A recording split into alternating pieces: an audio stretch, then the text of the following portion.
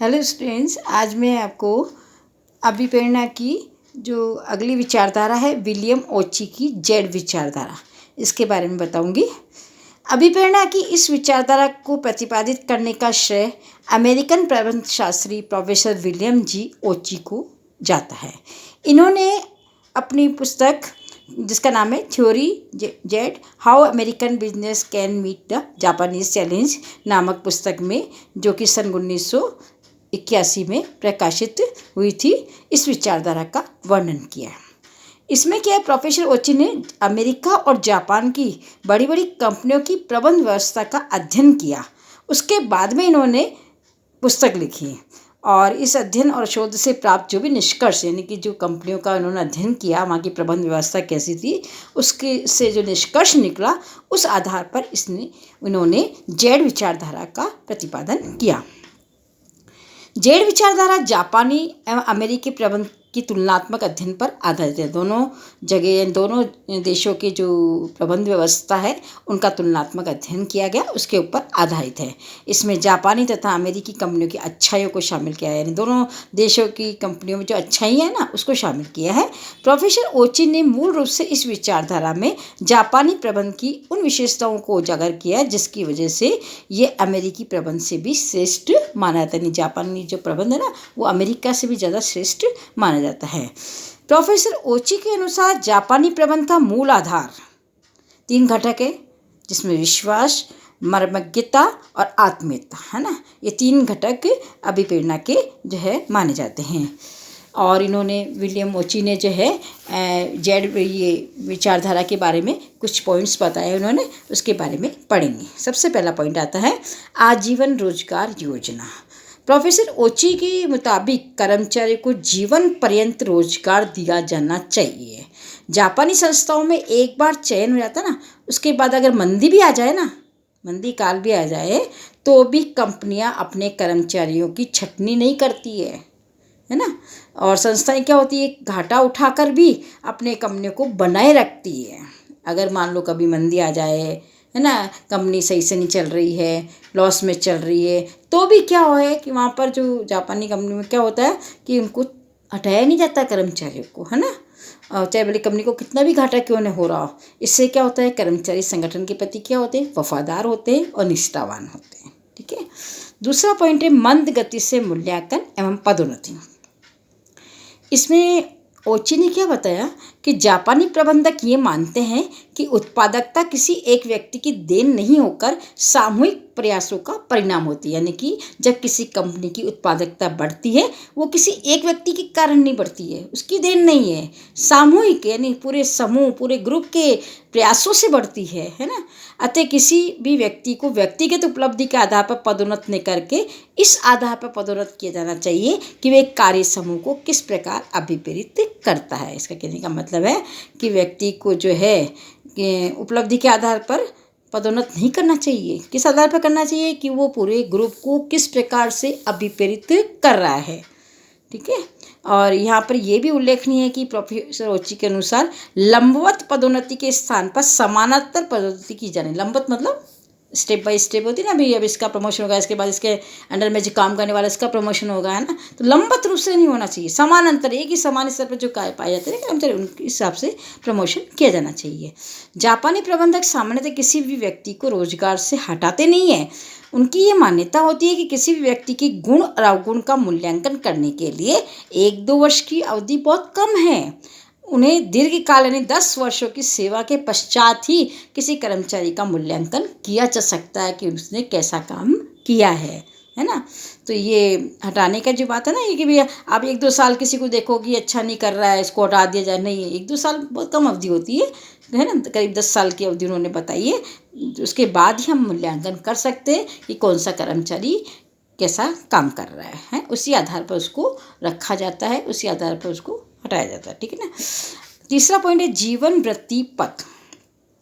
Japan में प्रबंधकों की विशेषज्ञता पर अधिक बल नहीं देता, यानी कि जैसे प्रबंधक किस काम में एक्सपर्ट है या विशेषज्ञ है, उस पर ज़्यादा बल नहीं जाता है। ये विचारधारा ये मानती है कि कर्मचारियों की जीवन वृत्ति का पथ निर्धारण गैर विशिष्टीकृत आधार पर होना चाहिए, यानी विशिष्टीकृत आधार पर नहीं होना चाहिए। कैसे होना चाहिए? गैर विशिष्टीकृत, यानी कि नॉन स्पेशलाइज के आधार पर होना चाहिए। जापान में ये प्रयास रहता है कि प्रबंधक समस्त विभागों के कार्य को समझे और इस हेतु परिवर्तन की नीति, यानी कहने का मतलब है अगर कोई कर्मचारी एक कार्य में एक्सपर्ट है ना, तो ये वहाँ ऐसा नहीं मानता है कि वो इस कार्य में एक्सपर्ट है तो उसको अच्छा मान लिया जाए, है नहीं, इस पर बल नहीं देते। वो क्या कहते हैं कि प्रबंधक को सभी प्रकार के कार्य करना चाहिए, यानी सभी डिपार्टमेंट का उनको अनुभव होना चाहिए, है ना। तो कभी भी उनका कार्य बदला जाए, किसी दूसरे डिपार्टमेंट में उनको रखा जाए तो वो कार्य कर सके, है ना। तो इस प्रकार से वहाँ पर जीवन वृत्ति पथ के हिसाब से जो है चलता है। अगला है मानवीयता पर बल।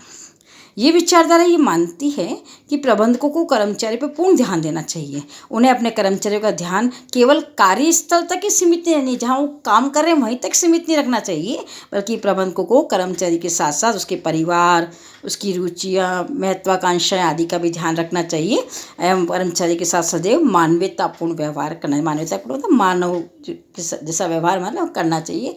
ऐसा नहीं कि इसको मशीन की तरह समझे, ज़्यादा काम कराए, उससे ज़्यादा काम ले, ऐसा नहीं होना चाहिए। मानवतापूर्ण व्यवहार होना चाहिए। नेक्स्ट है सामूहिक निर्णय। ये विचारधारा इस तथ्य पर जोर देती है कि संस्था के कर्मचारियों को निर्णय में भागीदार बनाया जाना चाहिए। इसलिए निर्णय लेते समय संस्था के कर्मचारियों से भी परामर्श किया जाना चाहिए, उनसे भी सलाह और सुझाव मांगे जाने चाहिए। कहने का मतलब है कि कोई भी डिसीजन संस्था में होता है ना, तो अगर मान लो कर्मचारी से संबंधित कोई निर्णय लेना है आपको, उसमें क्या है कि कर्मचारी का कोई प्रतिनिधि या लीडर उसको सम्मिलित किया जाना चाहिए। निर्णय लेते समय उसकी भी राय लेनी चाहिए, क्योंकि कर्मचारी से सीधा जुड़ा होता है। वो कर्मचारी की प्रॉब्लम वगैरह बताएगा, सुझाव भी दे सकता है ना। तो उनसे जो है सलाह और सुझाव मांग सकते हैं। इस प्रकार से जब भी कोई मीटिंग हो, कोई डिसीजन हो, तो उसमें कर्मचारियों को भी शामिल करना चाहिए। और विशेष तौर से ऐसे निर्णय जो विशेष तौर से कर्मचारियों से जुड़े हो और प्रत्यक्ष रूप से उनको प्रभावित करने वाले हो, तो उसमें तो सामूहिक निर्णय की प्रक्रिया का सारा, यानी कि सबू को बैठ के और निर्णय लेना चाहिए, यानी कि प्रबंधकों एवं कर्मचारी को सामूहिक रूप से निर्णय लेना चाहिए, ताकि निर्णय ज़्यादा प्रभावशाली होगा। नेक्स्ट पॉइंट है मानव संसाधन विकास। इस विचारधारा के अनुसार कर्मचारियों में कार्य के प्रति लगन, उत्साह पैदा करने के लिए मानव संसाधन विकास की योजना बनाई जानी चाहिए। कर्मचारियों में जो छिपी हुई क्षमता है उसको पहचानना और उन क्षमता का विकास करने के लिए उनको शिक्षण और प्रशिक्षण की व्यवस्था करना, है ना, जिससे कर्मचारियों का विकास हो, वो आगे बढ़े।